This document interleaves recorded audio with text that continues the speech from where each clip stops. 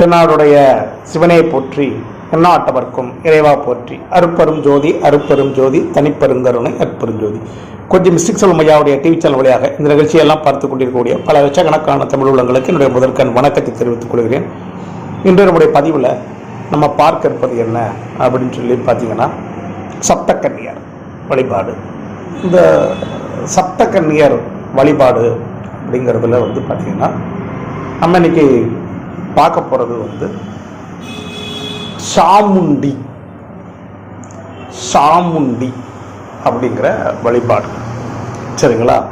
சப்தக்கன்னியில் 7வது கன்னி, சப்தக்கன்னியில் 7வது கன்னி சாமுண்டி. இந்த தேவியானவள் ருத்ர அம்சமாக சொல்லப்படுகிறார். ருத்ர அம்சமாக சொல்லப்படுகிறார். சரியா? கருப்பு நிறம் உடையவள் அப்படின்னு சொல்லப்படுது. கொஞ்சம் இளம் நீல நிறம் உடையவள் அப்படின்னு சொல்லப்படுது. ஆனால் கருப்பு வர்ணம் அப்படிங்கிறதா அவளுடைய வர்ணமாக சொல்லப்படுகிறது. இந்த சாமுண்டி அப்படிங்கிறது தான் காளி. சாமுண்டி வேற இல்லை, காளி வேற இல்லை, ஒன்று தான். சரியா? தேவையில்லாமல் கன்ஃபியூஸ் பண்ண வேண்டாம். சண்டின்னு சொல்லுவோம், சண்டி. அதுவும் இதுவும் எல்லாமே ஒன்று தான். சரிங்களா? ஏன்னா இதே இதில் பார்த்தீங்கன்னா, சப்தக்கண்ணியில் சாமுண்டி அப்படிங்கிறது சண்டி தொட்டு போகக்கூடிய விஷயம்தான். இது எல்லாமே எதிரிகளை சம்ஹாரம் செய்வதற்காக உள்ள வழிபாடு, தேவதையுடைய வழிபாடு. அதாவது ஸ்ரீ சக்கரம் அப்படின்னா கிராமத்தில் உள்ளவங்களுக்குலாம் என்ன தெரியும்? ஸ்ரீ சக்கர வழிபாடை பற்றி பெருசாக தெரியுமா?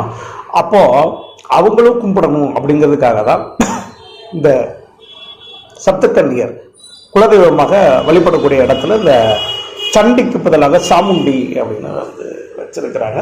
பட் இவ காளியினுடைய அம்சமானவள். அதான் நான் உங்களுக்கு சொல்லக்கூடியது. ஏன்னா சண்டி, சாமுண்டி, காளி எல்லாம் ஒன்று தான்.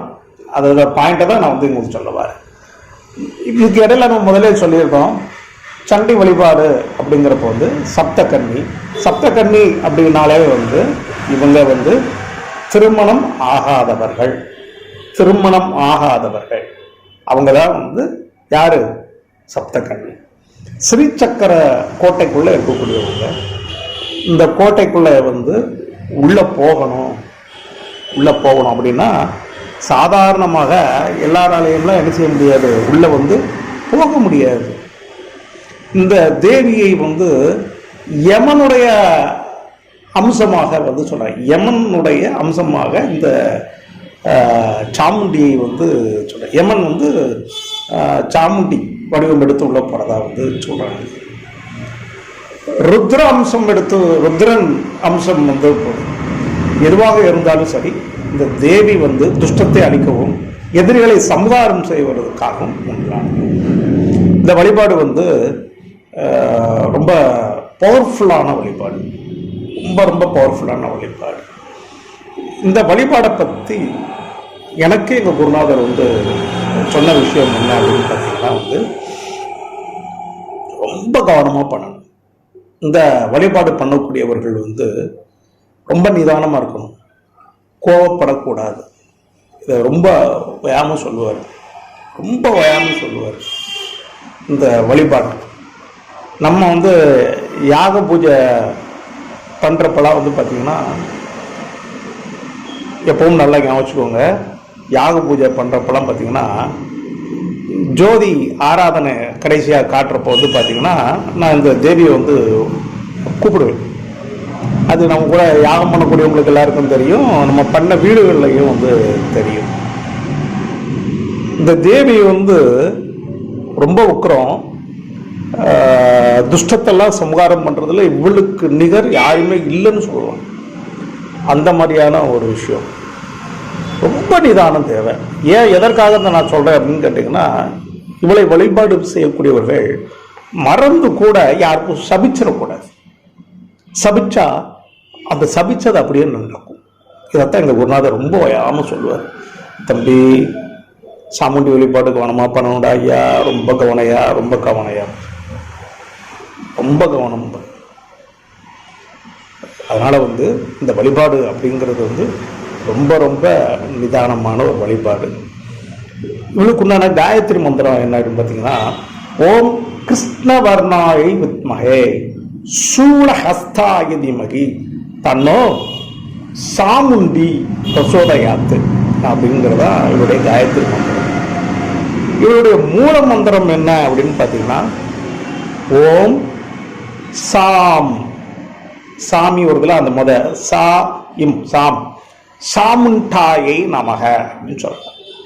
இல்லை அப்படின்னா ஓம் அவும் அவும், நான் அவ்வையா இருக்கு முதல் எழுத்தோம்ல அவு அவு, அது கூட சேர்க்கணும் அவும் வாம் சாமுண்டாயை நமக அப்படின்னு சொல்லலாம். இதெல்லாம் இந்த தேவிக்கு உண்டான மூல மந்திரங்கள், தேவிக்கு உண்டான மூல மந்திரங்கள். ரெண்டாவது, இந்த தேவி வழிபாடு அப்படிங்கிறது வந்து நிறைய பண்ணி பார்த்துருக்கேன். என்னுடைய பர்சனலாக நான் வந்து பண்ணி பார்த்துருக்கேன். சரியா? இந்த தேவி வந்து தண்ணீரில் நின்று எங்கள் குருநாதர் வந்து எனக்கு ஜெபிக்க சொன்னார். இந்த தேவியை வந்து எதுக்குன்னா, உடம்பு வந்து ரொம்ப உக்கரப்படும், கூலிங்காக இருக்கணும்ப்பா, தண்ணியில் நின்று ஜெபிக்கணும் அப்படின்னு எனக்கு வந்து சொல்லிக் கொடுத்தாரு. அதே மாதிரி வந்து அவர் எனக்கு சொன்ன அட்வைஸ் வந்து, யாருக்கிட்டையும் வந்து கோவப்பட்டுறாத, சாபம் கொடுத்துறாத, திடீர்னு குடும்பத்துக்குள்ளே கூட நீ அப்படி சொல்லக்கூடாதுப்பா, அப்படி சொல்லிட்டேன்னா அது நமக்கே பாதிப்பாயிரும்பா, யானை தலையிலே மண்ணாவடி போடுற மாதிரிப்பா. அதனால் வந்து இந்த தேவியை வந்து ரொம்ப நிதானமாக என்ன செய்யணும், உபாசிக்கணும் அப்படின்னு வந்து சொல்லுவார். எதிரிகளை சமகாரம் பண்ணுறதுல இந்த தேவி வந்து நம்பர் 1 தேவி, நம்பர் 1. அதனால் இந்த தேவி வழிபாடு அப்படிங்கிறது வந்து வெற்றியை குறிக்கக்கூடிய வழிபாடு, எல்லா வகையிலும் வெற்றியை குறிக்கக்கூடிய வழிபாடு. இந்த சண்டி வழிபாடு அப்படிங்கிறது வந்து ரொம்ப பெருசாக எல்லாருக்கும் சொல்லுவாங்க, ஞாபகம் வச்சுக்கிட்டீங்களா? அந்த சண்டி வழிபாடை சின்னதாக செய்கிறதா சாமுண்டி வழிபாடு. இப்படி வச்சுக்கோங்க. சண்டி வழிபாடு நவாச்சரியம்பாங்க, ஸ்ரீவித்யாவில் நவாச்சரியம்பாங்க. ஒரு பெரிய வழிபாடு, நவாச்சரி பெரிய பெரிய வழிபாடு, ரொம்ப பெரிய வழிபாடு. சரியா? எல்லா முடங்கி போன கோயில்கள் எல்லாம் வந்து புத்துயிர் பெறணும்னா சண்டி தான் பண்ணுவாங்க. சண்டி யாகம், சண்டி ஜபம் தான் பண்ணுவாங்க. அப்படிப்பட்ட பயங்கரமானது. மழை வரலையா, மழை பெய்வதற்கு வந்து சண்டி வந்து ரொம்ப ஹெல்ப் பண்ணும், ஞாபகம் வச்சுக்கோங்க. அதே மாதிரி தான் இந்த சாமுண்டி. இந்த சாமுண்டி அப்படிங்கிறது வந்து ரொம்ப அற்புதமான ஒரு வழிபாடு. இந்த வழிபாடு வந்து எப்படி அப்படின்னு கேட்டிங்கன்னா, ஒரு கிராம தேவதை இருக்குன்னா அந்த கிராமத்தை காப்பாற்றுறதுக்கு கோயிலில் வந்து இந்த சாமுண்டி மேலே சத்தியம் பண்ணுறதுக்கு பயப்படுவாங்க. இந்த சாமுண்டி மேலே சத்தியம் பண்ணுறதுக்கு பயப்படுவாங்க. நல்லா புரிஞ்சுக்கோங்க. இது ரொம்ப சத்தியத்துக்கு கட்டுப்படக்கூடிய தெய்வம். இது மேலே சத்தியம் பண்ணால், பொய் சத்தியம் பண்ணால் அந்த வம்சம் அழிஞ்சு போயிடும், அவங்களுடைய குலம் வந்து என்ன செய்யப்படும், பாதிக்கப்படும் அப்படின்னு சொல்லுவாங்க. இல்லை, ஞாபகம் வச்சுக்கோங்க. இது வந்து ரொம்ப ரொம்ப ரொம்ப ரொம்ப மிக முக்கியமான ஒரு இது.